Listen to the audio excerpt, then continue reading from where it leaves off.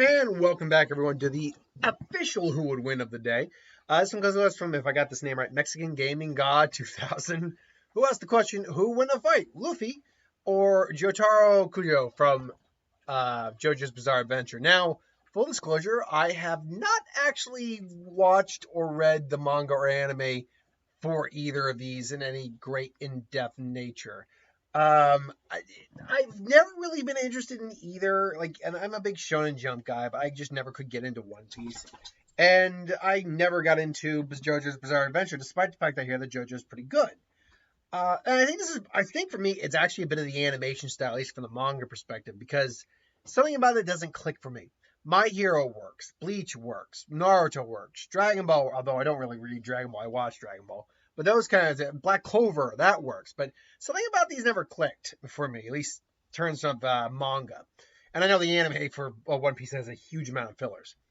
That said, I do know a little bit more about One Piece than I do JoJo. I have the most bare bone knowledge of JoJo. I have a little bit of bare bone knowledge of One Piece. I do have a bare bones idea of what's kind of going on at the moment in the story. But anyway, Luffy is the captain of the Straw Hats basically. He's actually quite not powerful. He's powerful, but he's got quite the reputation actually. He's was trained by Monkey D. Monkey D. Garp. And through harsh training, he's gained immense strength even without his Gomu Gomu no Mi, his devil fruit. He's extremely fast. I don't know if it's possible to call him light speed because I don't believe he fought the light user. Because I know enough about the series to know Devil Fruit, Logia versus Paramecium versus Zoan and all that. And I know I can't remember the guy's name, but there's a Logia user who basically a Logia turns you into the element you use, whose element is light. I don't know if Luffy is that fast. I know a lot of the Naruto scaling feats and Bleach scaling feats can scale well above light. I don't know how well that is for Bleach or One Piece scaling feats. But I do know he's extremely fast, can easily dodge bullets. He can dodge actually most individuals. He was able to partially dodge Kaido's attack when they fought last. But still, he's still very, very capable, highly durable. And this, I think, comes a lot from his fruit, although he still is, naturally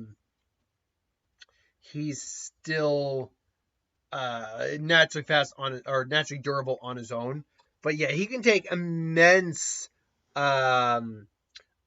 strikes, immense hits, a lot of damage, even when his devil fruit isn't able to, absorb all the blows. Along with that, endurance is off the charts. He's got insane battle instincts. He's very creative and clever on the fly. But obviously, a lot of Luffy's real abilities are aided by his training, but are coming from his devil fruit, the Gomu Gomu no Mi, or Gum Gum fruit. Basically, it makes him a rubber man. It is basically, it's exactly what it is. Now, generally speaking, he's used it for basic attacks like stretching his arms, absorbing blows. He can absorb concussive and blunt force trauma without too much difficulty, as long as there's no hockey imbued with it. That being said, he's not immune to explosions. If he were to be buried under a literal mountain, he would probably still feel it. There's a limitation. He's also not immune to bladed weapons as well, which does make things difficult. But the Gomu Gomu no Mi actually does have the higher levels of power. There's known as gears. So gear second, basically, he increases the size of the blood vessels in his body, increasing his flow of blood for more quickly to pump more oxygen and nutrients through his body, greatly increasing his speed and power in this form. He's capable of keeping up with users of the Sori technique and overwhelming the defensive capabilities Tekka technique. Initially activating it, well, we don't care about initially. Before he can basically use it without too much difficulty is the ultimate end step here.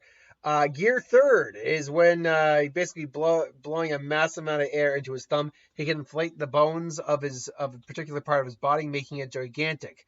These inflating body parts are capable of inflicting damage on a massive scale, being able to break through walls and large structures.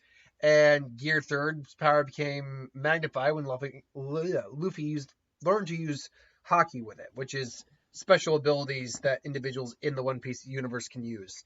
It used to affect him where afterwards he'd shrink to a childlike form for a while temporarily, but now he doesn't have that.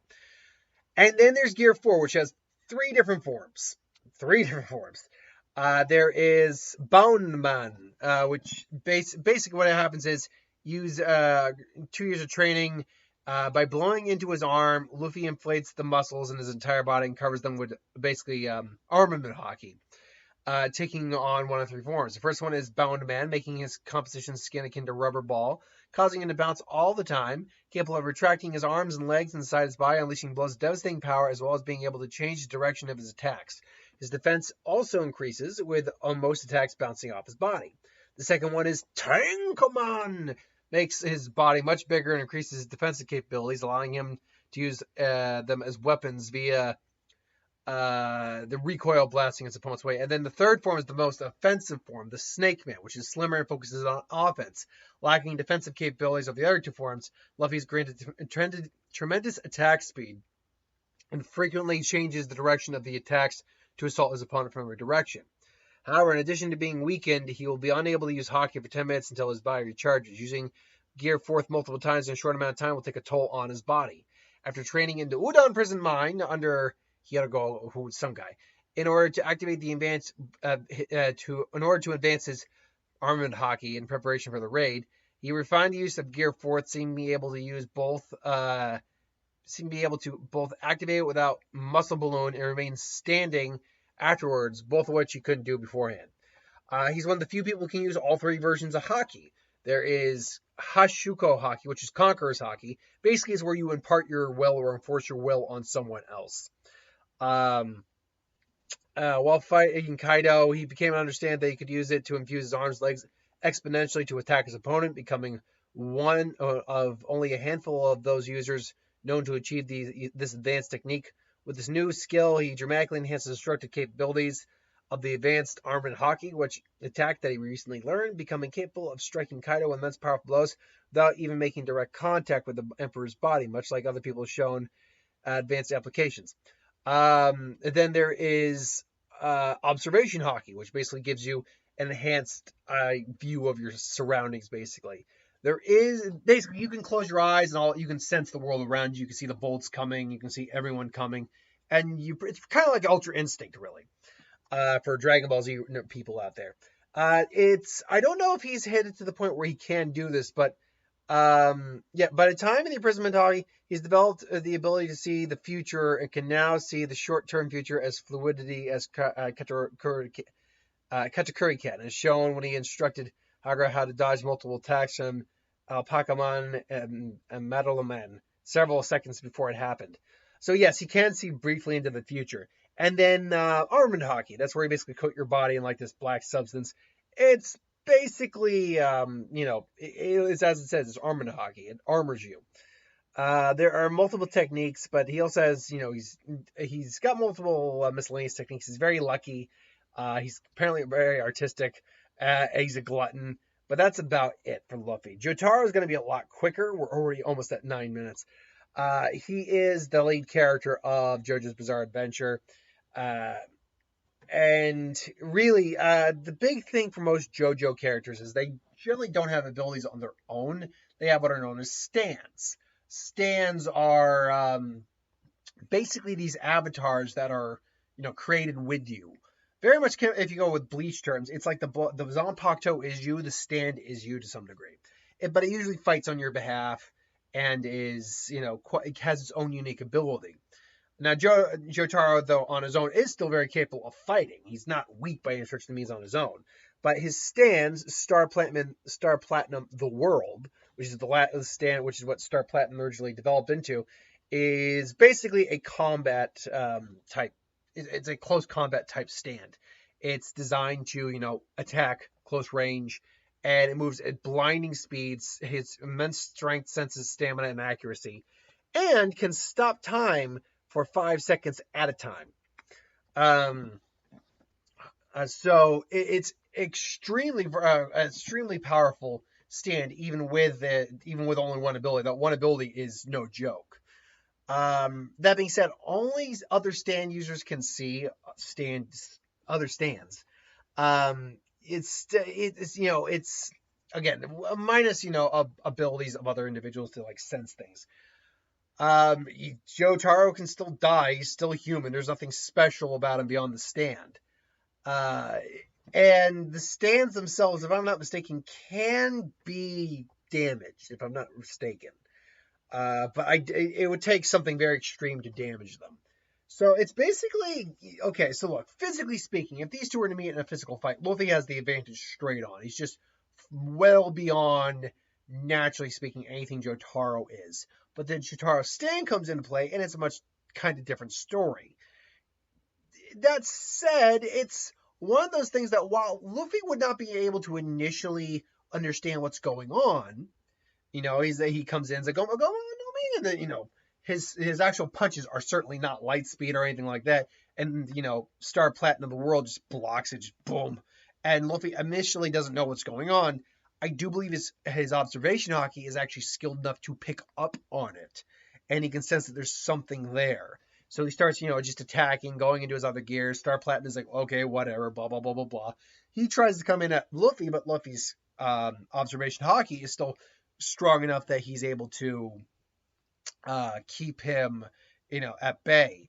And I don't think Conqueror's Haki is going to work on Jotaro. I think he's too strong-willed for that. Even though Luffy is, extremely strong-willed, that's why he's got Conqueror's Haki on such a level. It's gonna be a battle of attrition. And luckily, Luffy, I do think, has the better endurance between the two. He literally beat someone, he beat Katakuri, by basically just tiring the dude out. That's how what he did. Like, he took some massive hits, and he was still ticking. So, Luffy would probably, he'd go through all of his gears, but, that time freeze is just, irritating as hell, where he just freezes time, just wails on Luffy, but Luffy being rubber means that he's going to absorb almost a majority, if not all, of that impact. So it's really one of those things where it's like that 5-second time delay is seriously like messed up for, how Luffy can just get to this guy. But this guy doesn't have anything that can actually stop Luffy. That's the thing. He doesn't have an attack. He doesn't have any fire or wind like Naruto does. Or he doesn't have like, Getsuga Tensho like Ichigo does. He doesn't have like just Kamehameha or universal levels of power like Goku does. This guy just basically can freeze time and hits with like blunt force strikes, which are pretty useless against Luffy.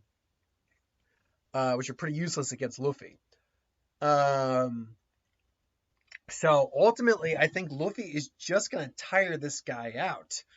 Eventually, even Star Platinum won't be able to do anything after a while because it's just going to be wasting its energy and time on Luffy.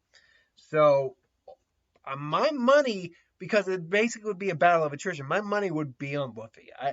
I think it'd be Luffy who wins the fight because he's just going to wear them down. Now, again, stands don't technically get tired the same way a person does, but I do believe there's a limitation to the stands and what they can do. So ultimately, I gotta go with Luffy just on the attrition and endurance alone. So, but I could be dead wrong. Like I said, I do not know these properties very well. I know One Piece better than I know JoJo, but that's not really saying much. So, anyway, that's my opinion. What do you think? Put in the comments below. But thanks for watching. I hope you enjoyed. Like, comment, share, subscribe. As always, you want us to review something, put in the comments below. Let us know. We'll do a review of it at some point. Hit that bell if you want to be notified. And I'll catch you folks later. Have a good one.